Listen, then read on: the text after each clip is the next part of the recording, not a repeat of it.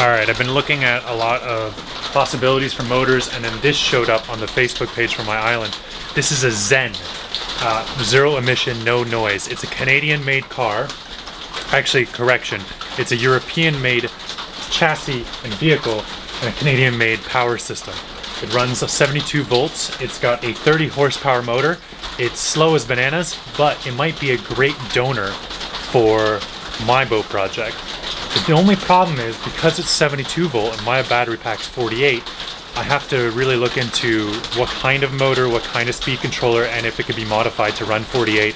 I don't need the full 30 horsepower, but you know, it would be nice.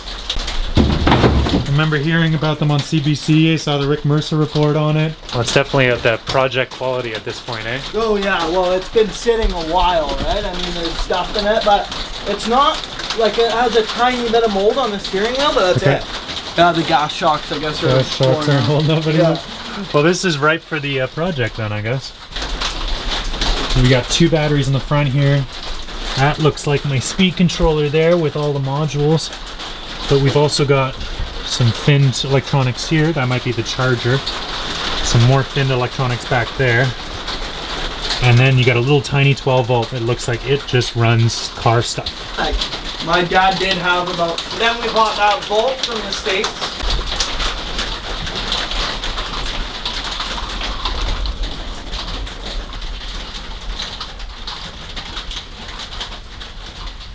All right, we're back in the truck. It's been a few days. I've done some research, listening to the sound of diesel. I would love that car. It's perfect for the island out here, and the only problem with it, of course, is it doesn't have a giant 8-foot bed to load all my plywood in, but you know, it would be cool. So I did some more research. Turns out, not as cool as I'd hoped. It's advertised as a 30 horsepower motor in that thing, but after some research I discovered that it's a Curtis 3-phase AC that only is rated at 5.69 kilowatts, which is about 7 horsepower. That is not 30 horsepower. And you see this a lot with electric vehicles where they advertise, they like, especially early on in the electric vehicle scene, these people would just be like, oh, it's a 10 horsepower motor when it's actually like 6. I'm looking at you, Torquedo, you guys do this. And it's just, it bums me out a little bit. So after that research, I counted the car off of my options. And I was a little bummed out, to be honest. But then I got an invoice from the fella I'm buying it from, stating that a few years ago they had an AC12 put in there with a Curtis 550 amp controller. Now that setup in and of itself is $3,300. It was out of the price range for me, and I wasn't looking at the high performance EV motors because they're just a little bit more expensive than the brushless DC motors that I was looking at, and the Motenergy motor I was also looking at. Both of those packages would have been about $2,000 per motor to set up. So not only would I get a $3,300 motor and speed controller combo, I would also get a dashboard, throttle units, shut-off switches, key ignition, 6 AGM batteries, all kinds of stuff that comes with that. So I'm gonna pull the trigger and I'm gonna get this car.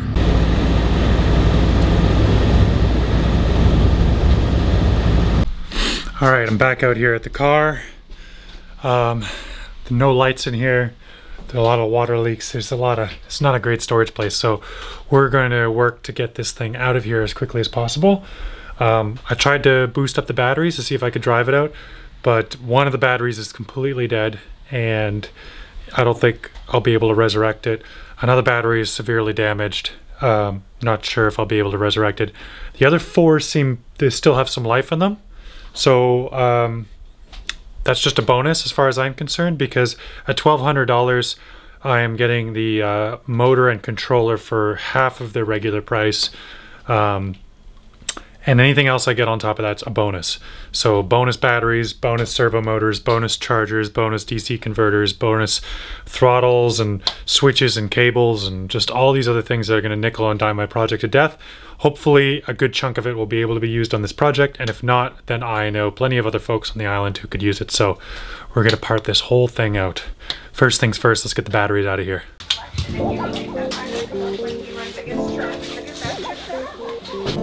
at 8 o'clock here is the count from the first round. Was there a big shift in your line?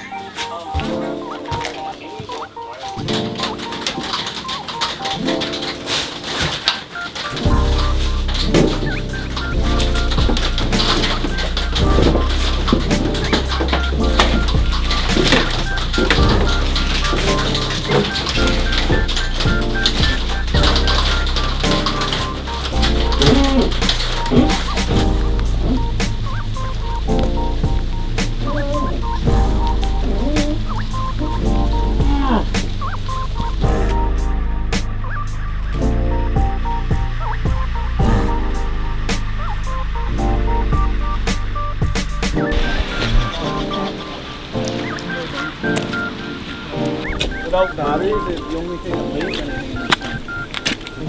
How you're doing? You should have 2 inches aside. You gotta come back your way. We're gonna touch on this side. Okay, now we might I'm have. not touching. No, that's so rotten, eh? Look at that. Alright, well, hope it holds up. You guys ready? 1, 2, 3. There we go. Oops. And top. And I guess, oh, it has an e-brake, right? Yeah. Got some straps. Nice. So what, this is your new ride? This is it. Kind of a change from Beast, eh? Well, wait till we get a photo of me actually trying to fit inside of it. Yeah, I know it. So the next plan is we got to get it down to Civil Bay Shipyard.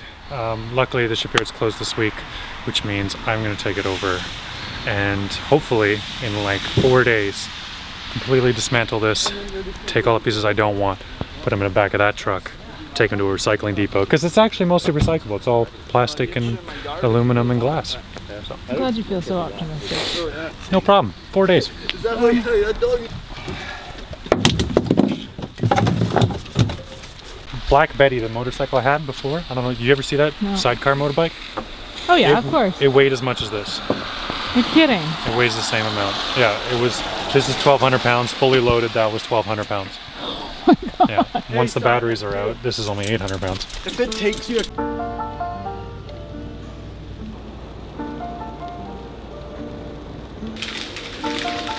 guy that owns this place is my neighbor, right down there? Yeah. What's his name again? Play.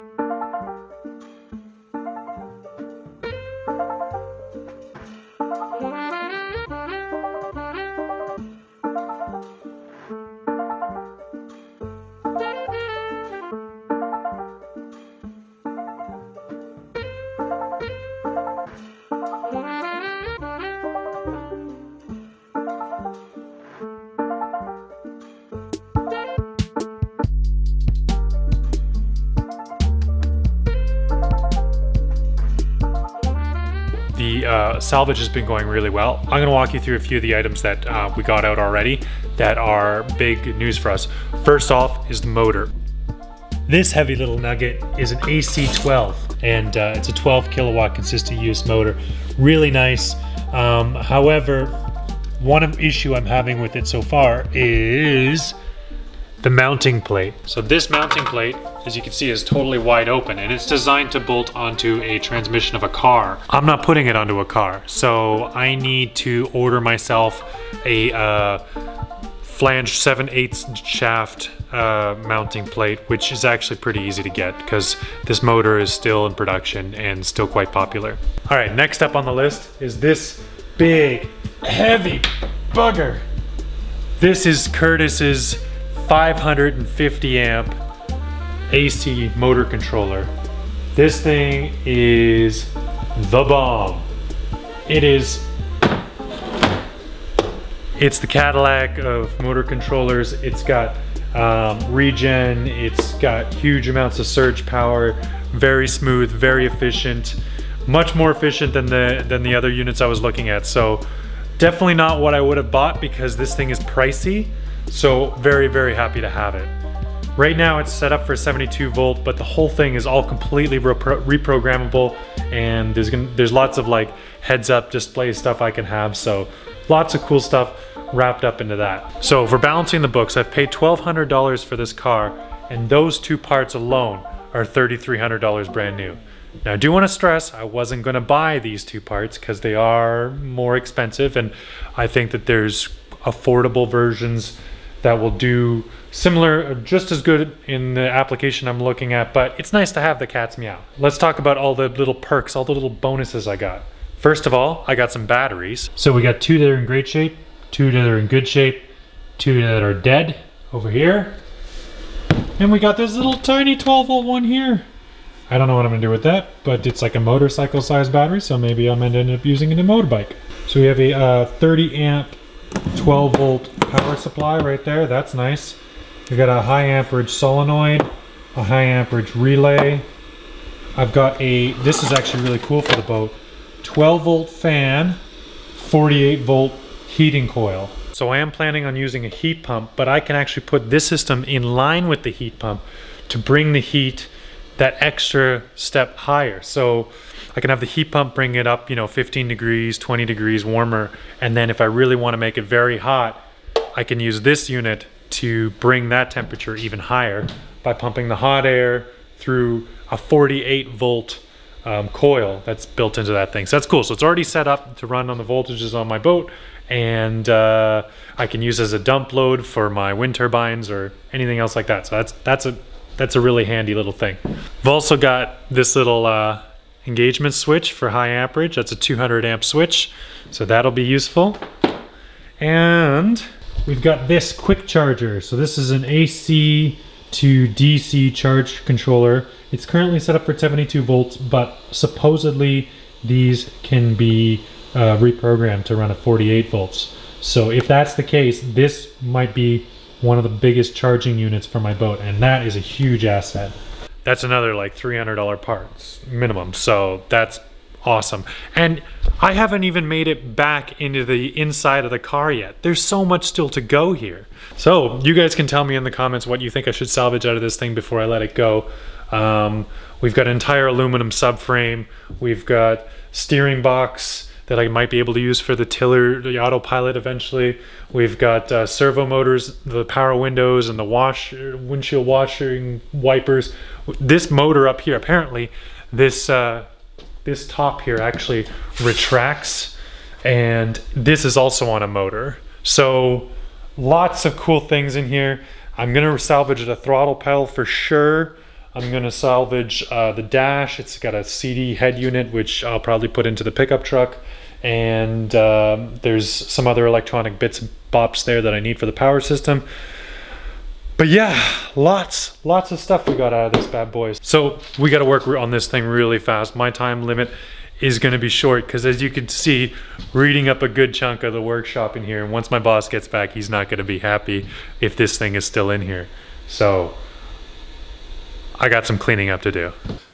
All right, day 2 of the teardown, and today it's all about the wires. So let's get underneath this thing, let's cut some zip ties, let's get some wiring out.